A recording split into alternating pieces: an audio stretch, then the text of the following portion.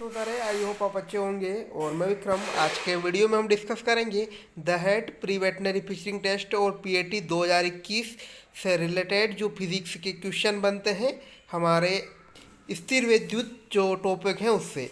तो उससे रिलेटेड बहुत ज़्यादा important, very very most important question हम बात करेंगे। टोटल 20 हमारे पास क्वेश्चन है फिजिक्स इलेक्ट्रोस्टैटिक, ये हमारा टॉपिक है आज। और क्वेश्चन जो है हिंदी और इंग्लिश दोनों लैंग्वेज में है गाइस।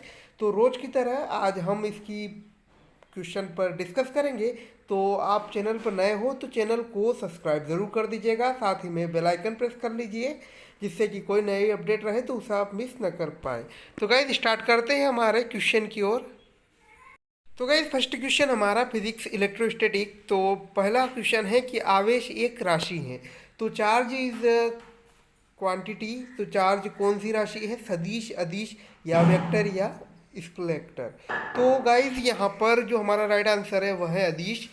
जो आवेश है एक अदिश राशि है। इसके बाद नेक्स्ट क्वेश्चन कि एक खोखले गोले के अंदर विभव कितना होता है। हमारा ऑप्शन है शून्य, एक, अनंत या नियत। तो what is the potential inside a hollow spheres, nil, one, infinite या फिक्स्ड। तो गाइस इसका जो आंसर रहेगा वह है नियत। एक खोखले गोले के अंदर जो विभव है नियत रहता है। बहुत ज़्यादा इंपॉर्टेंट क्वेश्चन है गाइस ये, इसलिए आप इन्हें अच्छी तरह तैयारी करो और आपके एग्ज़ाम में बहुत इंपॉर्टेंट टॉपिक भी है ये। तो कई क्वेश्चन यहाँ से आपके आ सकते हैं। इसके बाद एक खोखले गोले के अंदर विद्युत क्षेत्र की तीव्रता होती है शून्य, एक, अनंत या नियत। तो the electric field intensity inside a hollow space is 0, 1, infinite या फिक्स्ड। तो गाइस जो एक खोखला गोला होता है उसके अंतर्गत जो विद्युत क्षेत्र की तीव्रता होती है वह शून्य होती है। तो बहुत ज़्यादा इंपॉर्टेंट क्वेश्चन ये भी हमारा। इसके बाद नेक्स्ट क्वेश्चन हम देखें तो एक स्थिर विद्युत आवेश निम्नलिखित में से किसे उत्पन्न करता है। एक चुंबकीय क्षेत्र को, एक विद्युतीय क्षेत्र को, चुंबकीय एवं विद्युतीय क्षेत्र दोनों को, ना चुंबकीय क्षेत्र और ना ही विद्युतीय क्षेत्र। तो which of the following product static electric charge, just a magnetic field, only one electric field, both magnetic and electric field, neither magnetic field और nor electric field। तो राइट आंसर हमारा गाइस कि सिर्फ एक विद्युतीय क्षेत्र, एक स्थिर विद्युत आवेश जो है केवल एक स्थिर विद्युत क्षेत्र उत्पन्न करता है। तो बहुत ज़्यादा इंपॉर्टेंट क्वेश्चन है गाइस, ये भी आप अच्छी तरह इसे देखें। इसके बाद नेक्स्ट क्वेश्चन हम देखें कि दो आवेशों के बीच की दूरी को दुगना करने पर उनके बीच का बल क्या होगा। तो पहला ऑप्शन 2 गुना होगा, आधा होगा, 4 गुना होगा या 1/4 हो जाता है। तो doubling the distance between two charge the force between them. तो बीकम डबल, बीकम हाफ या फिर बीकम 4 टाइम्स या बीकम 1/4। तो इसका जो राइट आंसर रहेगा गाइज वो 1/4 हो जाता है। तो कैसे होता है 1/4 ये हम देखें कि हम जानते हैं कि जब दो आवेशों के बीच बल लगता है तो उनका जो बल होता है उन आवेशों के गुणनफल, जो गुणनफल होता है Q1 इंटू Q2 गुणनफल के समानुपाती, तथा उन आवेशों के बीच की जो दूरी होती है, इनके बीच की दूरी R, इसके वर्ग के व्युत्क्रमानुपाती होती है। तो इसको अगर हम ले तो F जो रहेगा हमारा F बराबर 1/4πε0 या 1/r²।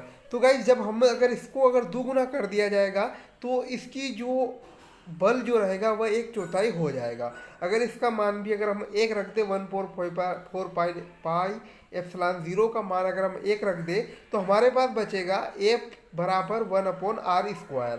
तो अगर आर के मान को अगर हम दुगना कर देते हैं तो इसका जो मान है, एफ का जो मान होगा वह 1/4 रह जाएगा। तो बहुत ज़्यादा इंपॉर्टेंट क्वेश्चन था गाइज ये। इसके बाद नेक्स्ट, किसी संधारित्र की दो प्लेटों के बीच दूरी बढ़ाने पर उसकी धारिता क्या होगी, बढ़ती है, घटती है, अपरिवर्तित रहती है या इनमें से कोई नहीं। By the increasing of the distance between two plates of the capacitor of the capacitation. तो ऑप्शन है ग्रो, डिक्रेस या रिमाइंड अनचेंज्ड या नॉन ऑफ दिस। तो गाइज इसका जो रहेगा कि घटती हैं जब किसी संधारित्र की दो प्लेटों के बीच उनमें दूरी को बढ़ाते हैं तो उनकी धारिता घटती है।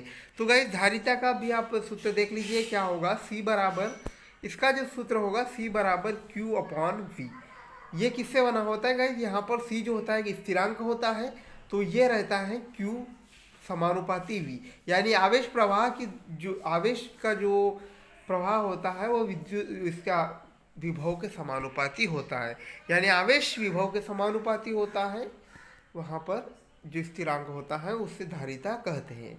इसके बाद नेक्स्ट क्वेश्चन ये है हमारा कि प्लेटों के बीच की दूरी घटने से संधारित्र का विभव ऑप्शन बढ़ता है, घटता है, अपरिवर्तित रहता है या इनमें से कोई नहीं। तो गाइस ये घटता है, प्लेटों के बीच की दूरी घटने पर उनके संधारित्र का विभव जो है घटता है।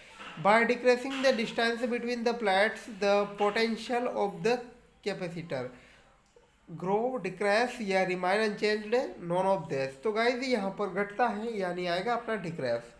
दो प्लेटों के बीच दूरी घटने पर उनका विभव कम होता है। इसके बाद नेक्स्ट C बराबर Q/V, इसके बारे में हमने बात की, ये हमारे विभव इस धारिता का सूत्र है कि आधार पर कौन सा कथन सत्य है, इसके अकॉर्डिंग कौन सा कथन सत्य है।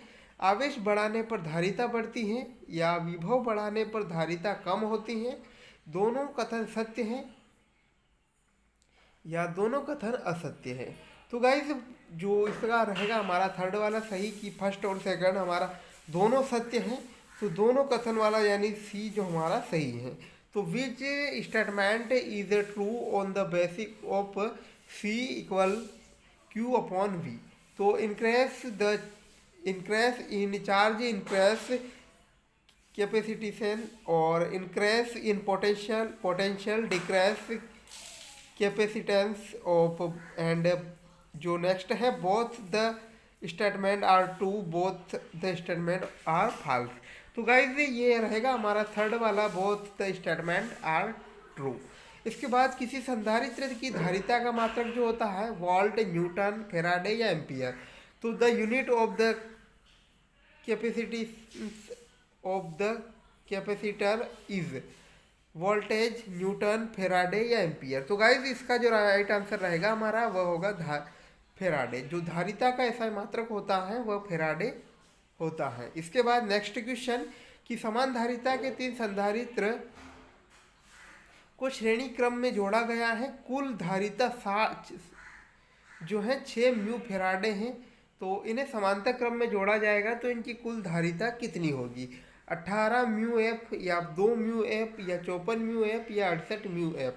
तो 3 capacitor of the same capacitance are connected in a cope series order to have a total capacitance of 6 mu f if they are connected in parallel with will be the equivalent capacitance। तो option हमारे 18 mu F, 2 mu F या 45 mu F या 68 mu F. तो guys इसका हमारा answer रहेगा 45 mu F. कैसे रहेगा ये हम देखें कि गाइज पहले तो हम जानते हैं, हमें जानना बेहद ज़रूरी है कि जो संधारित्र का श्रेणी क्रम और समांतर क्रम का सूत्र जो होता है वह अलग अलग होता है। समांतर क्रम की हम बात करें तो वह होता है C1 + C2 + C3 और इसका जो होता है श्रेणी क्रम वाला ये होता है 1/C बराबर जो होता है 1/C1 + 1/C2 + 1/C3। यदि गाइज इन तीनों का मान इन्होंने दिया है कि सेम हो, यानी कि हम मान लेते हैं कि 1 + x 1 + x 1 + x बराबर 1/6। अगर हम यहाँ पर इसको सोल्व करेंगे तो ये आएगा हमारा x की वैल्यू जो आएगी यहाँ पर 18 म्यू आएगी, यानी कि जो हमारे धारिता का मान आएगा वह 18 म्यू आएगा। और इस 18 को हम यहाँ पर रख लेते हैं कि अगर C1 का मान और C2 और C3 का मान सेम है तो यानी कि तीनों का मान जो होगा 18 होगा। तो C का अगर कुल तुल्य धारिता अगर हम निकालेंगे तो तीनों को हम जोड़ लेंगे तो इस प्रकार हमारे पास आ जाएगा 54 म्यू एफ।